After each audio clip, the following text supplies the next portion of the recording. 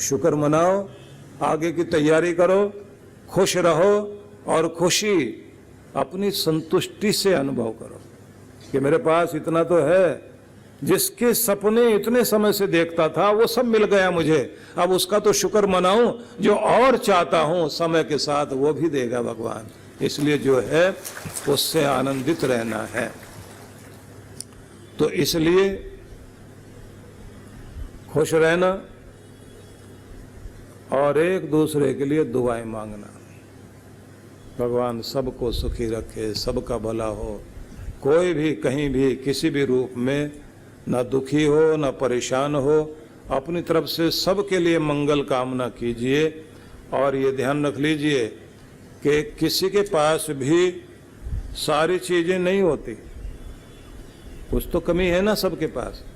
तो अब अगर कमी को लेकर आप बैठोगे तो मन में हर पल परेशानी आती चली जाएगी। और अगर आप अपनी प्राप्त चीज़ों का उपयोग सीख जाएं, जो कुछ भगवान ने दिया उससे हम क्या करें। कहते हैं ना कि 3 चीज़ें हैं, जब खो जाती हैं तब उसकी कीमत पता लगती है, और जब है हम कद्र नहीं करते। एक तो आपका समय, आपका वक्त,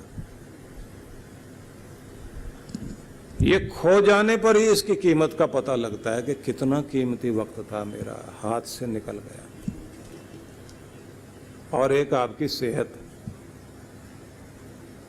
उम्र डली सेहत गई, लोग कहते हैं वो वक्त कितना कीमती था। और तीसरा है आपका संबंध, समय, स्वास्थ्य और संबंध, रिश्ता। जब खो जाता है, अपना कोई बहुत करीब का जब नहीं रहता, कितना दुख लगता है कि वो था तो बहुत कुछ थी बात, उसके न रहने पर आज महसूस होता है हम कद्र नहीं कर पाए उसकी। तो खो जाने पर आप कीमत समझें, जब है तब आपका ध्यान उधर नहीं है। परमात्मा ने जो जो आपको दे रखा है सबके लिए धन्यवाद किया करो, सबके लिए शुक्र मनाओ और खुशी मनाते मनाते अपनी बेहतरी के लिए चेष्टा जरूर करो कि और अपने आप को बेहतर बनाना है और अच्छा करना है। बेहतर करने का तरीका क्या है? आत्मचिंतन करें, थोड़ी देर अकेले बैठ करके विचार किया करें, डायरी लेकर के। और उस समय आपने अपने दुखों की गाथा याद नहीं करनी, मेरे पास ये नहीं है, ये नहीं, ये नहीं, मैं इस तरह परेशान, मैं उस तरह से परेशान। जो है उसकी खुशी मनानी, लेकिन ये विचार करें कि मेरे जीवन में कौन कौन से और गुण होने चाहिए जिससे मैं अपने आप को और बेहतर बना सकूं। मेरे व्यवहार में कोई कमी है तो उसे ठीक करूं। व्यवहार एक इतनी अद्भुत चीज है कि आपकी लाइफ का 40% उन्नति का रास्ता आपका व्यवहार बनाता है। व्यवहार कुशलता, लोक व्यवहार, पब्लिक रिलेशन बहुत बड़ा काम करता है। आपके रिश्ते भी आपकी ताकत हैं, आपके रिश्ते आपकी बहुत बड़ी ताकत है। अपने रिश्तों को बीच बीच में जिंदा करते रहो। वो जो कहते हैं ना कि घोड़ा अड़ा क्यों, पान सड़ा क्यों, रोटी जली क्यों, विद्या भूली क्यों, पुरानी कहावत है ना। तो दो सबका एक ही उत्तर दिया जाता है कि फेरा नहीं था, चलाया नहीं था, दोहराया नहीं था। रोटी जली क्यों, एक ही तरफ पड़ी रह गई, उसको पलटा नहीं, तभी तो जलती है। और पान सड़ा क्यों, वो भी एक ही जगह पड़ा रह गया, उसको उल्टा नहीं, मतलब फेरा नहीं, उसको जहां है वहां से फिराया नहीं है। ऐसे कहते हैं कि घोड़ा अड़ा क्यों, कि रोज चलाया नहीं। रोज दौड़ाना पड़ता है घोड़े को, उसके अंदर ताकत आती है। और कहते हैं विद्या भूली क्यों, बोले उसको भी फेरा नहीं, दोहराया नहीं। रिवीजन से आपकी विद्या आपकी शक्ति बनती है। और आपके मसल्स पावर, आपके शरीर की शक्ति, वो भी तब ही बनती है जब उसको आप रोज रोज अपनी स्ट्रेंथ को बढ़ाए रखने के लिए एक्सरसाइज करें और अपने अंगों का प्रयोग करें, तब जाके वो बनेगी। इसलिए पहलवान लोग रोज अखाड़े में प्रैक्टिस करते हैं। संगीतकार अपना संगीत बनाए रखने के लिए रोज रियाज करेंगे। पिकासो इतना बड़ा चित्रकार था ना, तो कहते हैं कि उसको एक महिला ने कहा कि आप मुझे अपने 40 सेकंड दे सकते हैं कि मुझे कागज पर आपका ऑटोग्राफ चाहिए। तो उन्होंने कहा कि ये तो मैं 2-3 सेकंड में दे दूंगा। बोले नहीं, जिसमें पिकासो दिखाई दे ऐसी कोई चीज मैं बता सकूं पिकासो ने ये मेरे लिए किया। तो उसने कागज पर एक पिक्चर बना दी, बना करके उसके हाथ में दी और उसको देते हुए कहा कि ये 2-4 लाख रुपए की बिक सकती है। तो उसने कहा तुम्हारे 40 सेकंड और मेरे लिए 4 लाख। आप तो बहुत कीमती हो गए, हमारी तो मिनटों की कोई कीमत नहीं है। तब पिकासो ने कहा कि 40 साल लगातार रियाज, प्रैक्टिस, मेहनत करने के कारण आज मेरे 40 सेकंड 4 लाख की कीमत के बन पाए हैं। अगर तुम भी ऐसे मेहनत करो तो तुम्हारी कीमत बने। ऐसे थोड़ी कीमती बनोगे आप। आपको अपने आप को कीमती बनाने के लिए निखारना और प्रैक्टिस करनी होती है ना। घर बैठे भगवान ऐसे कुछ नहीं देता, तो कहता कर्म तो करो ना, मेहनत करिए। जब आप अपनी मेहनत करते हैं तो आपकी वो प्रैक्टिस आपकी शक्ति बनती है। ऐसे ही आपके जो रिश्ते हैं ना, रिश्तों में भी जान डालो, उन्हें याद करो। किन्हीं के काम आप आओ, कोई आपके काम आए, एक दूसरे को याद करो। हम लोग तो एक व्हाट्सएप बनाया, लिया और उसके बाद कॉपी टू ऑल एक साथ भेजा और समझ लिया रिश्ते जिंदा। सुबह सुबह लगे हुए होते हैं लोग सबको सेंड करने में, पढ़ने को कोई तैयार नहीं, समझने को कोई तैयार नहीं। और रिश्ते भी फेसबुक वाले रिश्ते हैं। रेड लाइट पर एक कार रुकी, उसमें एक महिला बैठी हुई और इधर एक भिखारी भीख मांगने के लिए आया। उसने शीशे को ठक ठक किया और कहा मैडम कुछ दीजिए।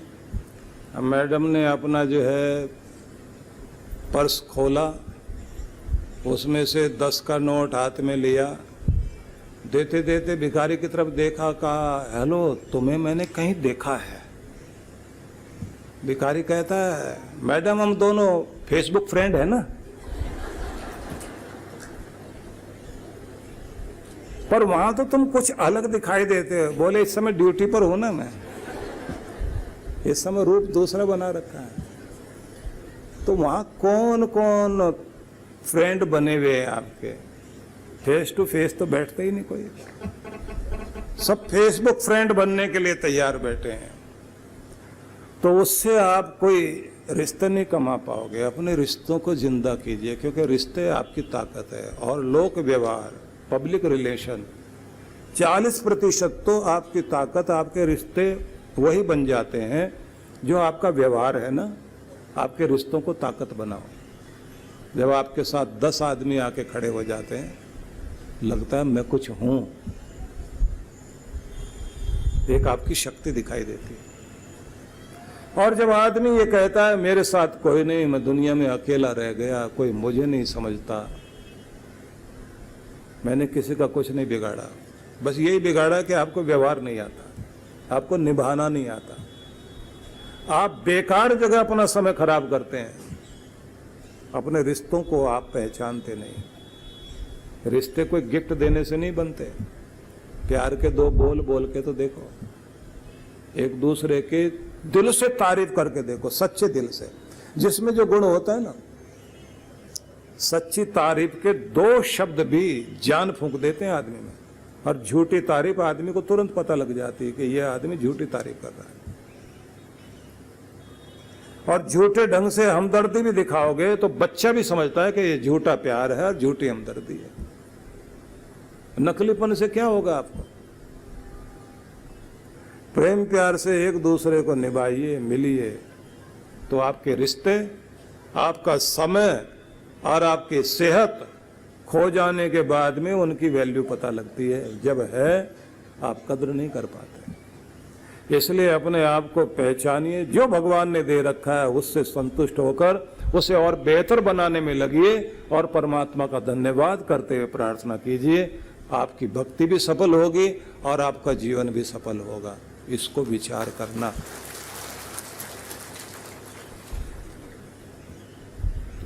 अगली बात आपको बताना चाहता हूं। भगवान कहते हैं कि अपने कर्मों को मुझे अर्पित करो। अनन्येव योगेन माम ध्यायन्त उपासते। अनन्य योग के द्वारा तुम मेरा ध्यान और मेरी उपासना करो। अनन्य योग ये है कि जब भक्ति में बैठ जाओ तो अखंड भाव से बैठो, आधा मन इधर उधर नहीं रखो। ये प्रैक्टिस करनी चाहिए हमें एकाग्रता की। एकाग्रता की प्रैक्टिस होती है जो काम आप कर रहे हैं उसमें पूरा मन लगा के करना। मतलब भोजन कर रहे हैं तो पूरा मन वहीं, संगीत सुन रहे हैं तो पूरा मन वहीं, आप अगर खेलने में लग गए तो खेल में पूरा मन, और काम में लगे तो पूरा मन काम में लगाइए, आधा आधा इधर उधर नहीं। जब आपको मन टिकाना आ गया तो इसका मतलब है आप पूर्णता से उसका आनंद लेते हैं और इससे आपकी एकाग्रता से मन की शक्ति बनती है। मनोबल जो है वो आपका एकाग्रता से बढ़ता है। प्राणायाम से प्राण शक्ति बढ़ती है, व्यायाम से आपके शरीर की शक्ति बढ़ती है, एकाग्रता से आपकी मन की शक्ति बढ़ती है। मन की पावर, माइंड पावर बढ़ानी है तो माइंड पावर के लिए कंसंट्रेशन को ज्यादा से ज्यादा बनाओ। जितनी एकाग्रता उतनी आपकी माइंड पावर बढ़ेगी। जो आदमी जितना ज्यादा चंचल होता है उसकी मानसिक शक्ति कमजोर होती जाती है। चंचलता मतलब थोड़ा ध्यान इधर थोड़ा ध्यान उधर। आप अपना पूरा ध्यान एक जगह टिकाने वाले बनिए। आप लोगों को खुद लगेगा कि पहले से मेरी माइंड पावर बढ़ी है। पूरा मन एक जगह लगाना शुरू कर दीजिए। भगवान की भक्ति में एकाग्रता बहुत बड़ा काम करती है। दूसरी बात आपको यह ध्यान रखनी है कि पवित्र मन ही परमात्मा को पसंद आता है। वे लोग जो खुद भी गलत रास्ते पर चल रहे हैं और अपने बच्चों को भी ठीक नहीं करते, बच्चों को भी गलत रास्ते पे लगा रहे हैं। वो कोई एक बच्चा जो है बगीचे में घुस करके आम तोड़ रहा था, तो माली आया, उसने डांटना शुरू किया और उससे कहा नीचे उतर। डंडा हाथ में पकड़ा हुआ उसने। बच्चे को बुला के कहा तेरे फादर के पास चलता हूं अभी, तब तेरा इलाज होगा। उसका कान पकड़ के उसके फादर के पास ले जाने के लिए, तो किसका बेटा कहाँ रहता, चल अभी बता। बच्चा कहता मेरे फादर घर पे मिलेंगे ही नहीं। वो कहाँ मिलेंगे? बोले दूसरे पेड़ पे, वो भी बैठे तोड़ रहे हैं, वही तो ट्रेंड कर रहे हैं मुझे। खुद भी गलत काम में लगे हुए हैं और बच्चों को भी सिखा रहे हैं। खुद भी पी रहे हैं बैठ के रात में, बच्चे को भी साथ बैठा रखा। खुद गाली देते हैं, बच्चों को भी वही आदत डाल रहे हैं। तो आप अपना फ्यूचर बिगाड़ रहे हैं, अपनी अगली पीढ़ी को भी बिगाड़ रहे हैं। और वैसी दोस्ती, वैसे लोग, वैसी संगति, तो जो संगति नरक की तरफ ले जाए वो संगति नहीं है। और जो आपको भगवान की लगन लगाए या फिर जीवन में सफलता के लिए प्रेरित करे, असली दोस्त वो हैं, उनको संभाल के रखिए, उधर ध्यान दो। ऐब सिखाए, गलत रास्ता दिखाए, वो अपना नहीं हो सकता। गलत रास्ते से हटाए और आपको सुधारे संभाले, उसे गैर कभी मत समझ लेना, भले ही कड़वा बोलता हो, क्योंकि वो आपको संभालता है, वो आपको बचाता है। जो गड्ढे में गिरा रहा है और गलत जगह लेकर जा रहा है, तो ये ध्यान रख लीजिए, वो कभी भी कितना मीठा बोलता हो, आपके ऊपर जान छिड़कता हो, वो आपका अपना नहीं है। कई बार बड़े सगे लगते हैं, शकुनी मंथरा जैसे लोग, लेकिन वो आपका घर खराब करते हैं। अपने बीच में, अपने खास रिश्तों के बीच में तो ज्यादातर ऐसे लोगों को आने भी मत दो। अपने घर की बात बाहर मत ले जाओ। पति पत्नी में भी अगर कोई बात हो जाए, तीसरे को मत बताओ, तीसरा मिलने नहीं देता। पति पत्नी की लड़ाई कोई लड़ाई नहीं होती। शाम को तो लगता है हिंदुस्तान पाकिस्तान का वार शुरू हो गया, और सुबह देखें दोनों बैठ के आराम से नाश्ता कर रहे हैं। उसके बीच में कोई क्यों आए भाई? मत आने दो। पति पत्नी की कोई लड़ाई नहीं होती।